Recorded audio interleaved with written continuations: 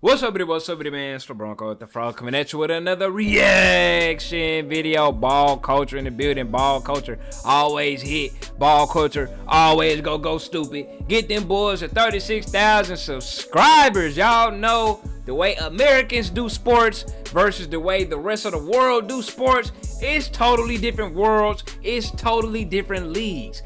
They created an alternate universe and they said, what if European football was Americanized? What if there wasn't promotion relegation in European football? What if there wasn't this, and that? Because when it comes to revenue, if European football was like American sports, you already know, bro. Premier League and these other teams, boy. You see the national football team is worth 19 billion, bro. Premier League will be at least about 30 billion, 45 billion, 50 billion. You know what I'm saying? So it'll be interesting to see which way that he decides to take this video, man. It's gonna be real interesting.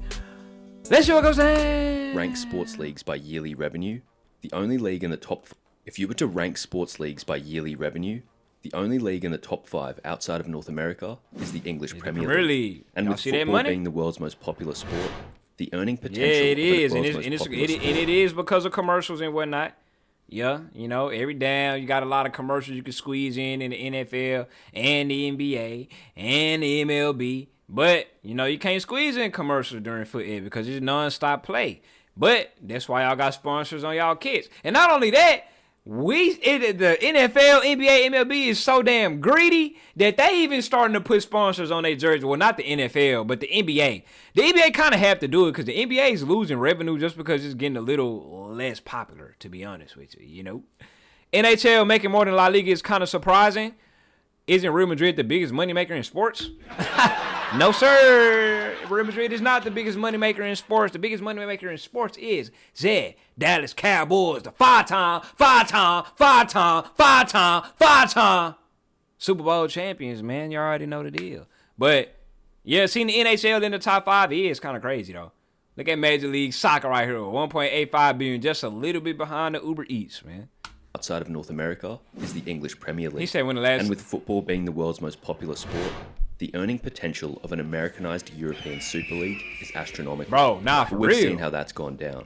So while I'm confident we'll never see European football adopt an American system, I thought it would be interesting to take a look at how the features of American sports would translate to the beautiful game. First things first, promotion and relegation are out the window. North American sports operate in a closed system. The Western, blah, blah, blah. Every time I see a map like this, I say, bro, if footy was big in the United States of America, do you know how many teams there would be? Especially with our population, you would probably, bro, you would have to split the leagues up damn near by state. If it was, is that many clubs. Let's look at the London map real quick. This is how many football clubs is in London itself, like just London. 1, 2, 3, 4, 5, 6, 7, 8, 9, 10. You can count it. It's about 20 plus. If you look up Dallas, that's just where I'm from. Do you realize how many damn teams Dallas itself would have? Each city can technically have their own team, really, just because that's how big and populous. That's how many people like lives in a city. Not all the pro teams. All right, let's look at the pro teams. Hold on. It's 17 professional teams in London. So if you look at London in terms of, let me see London population. 8 million. There is 8 million people in London.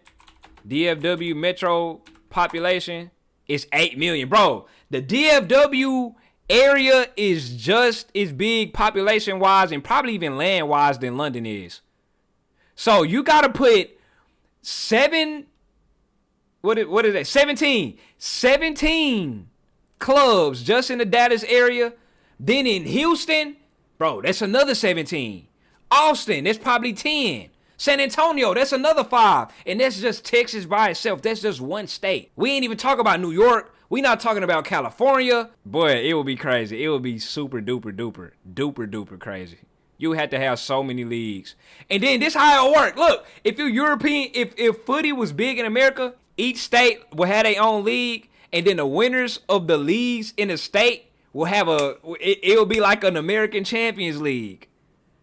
Y'all see the vision? I'm not saying that it's gonna happen in the future, but I'm just saying if footy was our main sport, just like everybody else, America is so big that each state will be its own league, and then the winner of that will go to the United States Champions League or whatever the hell. You know, that would be live. Tell me it would not. Closed system. Teams are privately owned franchises granted. I might have to make a TikTok video about that.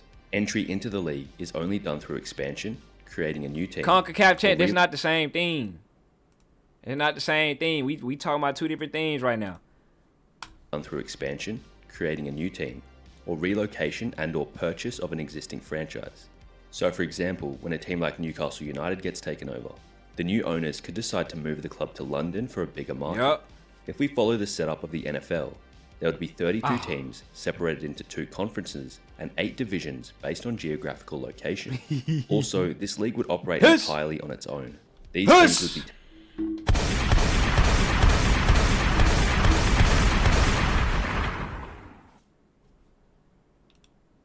So this league would operate entirely on its own. These teams would be... Do y'all realize what y'all watching right now, bro?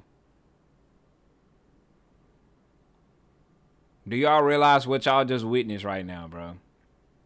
He said, what was the point of the jump? So he won't get hit. What you mean, what was the point of the jump? If he didn't jump, he would have got lit up.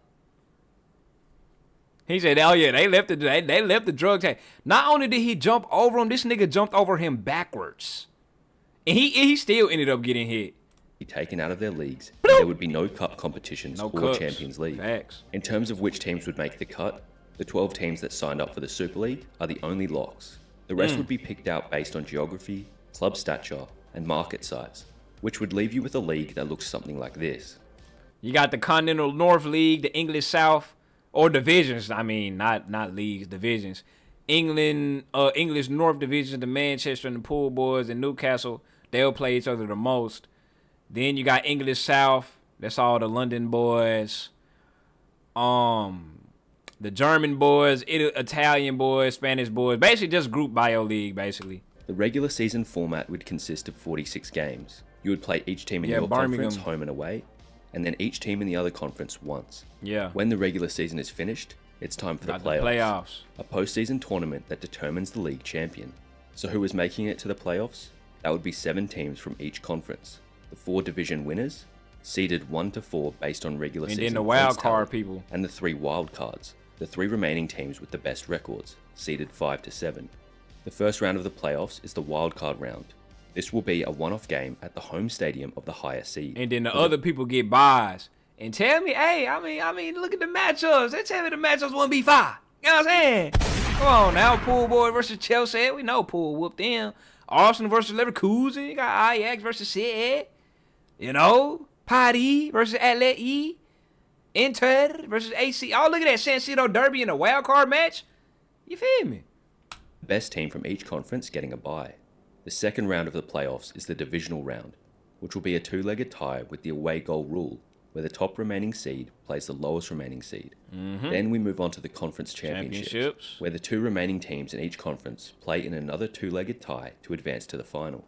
In the grand final, and then, the champion of the he really just got Byron out here beating Pool like that, man. Come on now. To advance to the final. In the grand final, the champion of the Northern Conference will play the champion of the Southern Conference at a neutral location, in a one-off game that the whole world will be watching. Yeah. Now, in terms of personnel, these teams would look very different to how they currently look. You see, American sports operate with a salary cap. Yeah, so the teams ain't gonna be stacked up. Spend on player salaries. It's designed to promote competitive balance, so that richer teams don't dominate by simply buying all the best players. So the league sets a maximum amount a team can spend on a player's salaries in a season. And this is usually based on league revenue. Then, if a team exceeds the cap or a threshold, it must pay a tax on the excess amount. Yeah, that luxury tax. This money is usually redistributed to other teams or used for league purposes. Some leagues also require teams to spend at least a certain amount to prevent teams from just pocketing revenue without investing in players. So in theory, this would mean Real Madrid and Galatasaray would have much similar levels of talent between their 2 squads, and the best players in the world would be spread around the league fairly evenly. Now, one thing I haven't mentioned is that this relies on the new league having a monopoly on the football market. Yeah. Because the whole system falls apart if players can earn more money playing in Saudi Arabia. But again, the potential revenue of this league is so high that the salary cap could genuinely approach $1 billion. Oh, hell yeah. Another big part of kind of where the American NFL sports is hit. the draft, a process used to allocate new talent. Now, I want to know, how will he say that this works in European football, the draft? Typically from college to teams across the league, the goal is to promote competitive balance by giving weaker teams better access to top prospects. To get drafted, players must meet league-specific eligibility. Academy draft usually like a based hoe. on age, college experience, or international status. Yeah, Then so the footy equivalent to a draft would be like in, the players in academies. You know how each academy have it's a hypothetical, bro. In this hypothetical, each academy, you got the La Misiala Academy, whatever you call it, La Misia, whatever the hell. City got an academy, Chelsea got an academy. All them academies don't play for that professional team. They end up going to the draft, and the best academy player will get picked up by the worst the worst team who finished in the Super League type shit. Order is determined by team performance from the previous season. The draft helps weaker teams acquire talent to remain competitive and prevents bidding wars for young players. So, like, in terms of, for instance, whenever exactly. So, in this hypothetical Super League, if Galatasaray ended up finishing last, that man Lamine would have got drafted to Galatasaray on some shit. Of how this would work in a European Super League, this is how I could see it. Firstly, academies would no longer be connected to Super League teams, and instead, any player under the age of 21 can declare for the draft, adding themselves to the pool. The club they are coming from would then receive a fee based on the position they are drafted. There would be 5 rounds with 32 picks in each round. Players over the age of 21 can only join a Super League team as a free agent. Again, this is very problematic. Imagine separating Barcelona from La Masia. Lamine Yamal could have ended up being the first overall pick for Rangers. See? This also brings I told you. That boy Yamal for sure would have been first overall pick. For Rangers. And he would have went to whatever team would have been bad in the Super League. This also brings up the topic of player transfers. They don't exist in American sports. If you want a player, you have to trade for him. Gotta trade him. Sign him as a free agent. This would definitely be a fun aspect to introduce to football. Imagine trading Haaland for Vinicius Jr. or Manchester United rebuilding by trading Bruno Fernandes for a top pick in the draft. Ultimately, trade Bruno Fernandes. So say in this year that man Bruno was United was like one of the worst teams in the Super League or whatever. Imagine trading the man Bruno in whatever package that you can get to whoever team is worst for the number 1 pick, and United end up picking Lamine Yamal because the other team traded the number 1 pick to United. Stuff like this happens. They package players to try and get better picks and whatnot. Ultimately, American and European sports models are almost polar opposites. But let me know in the comments what parts, if any, you would actually want to see. Thanks for watching.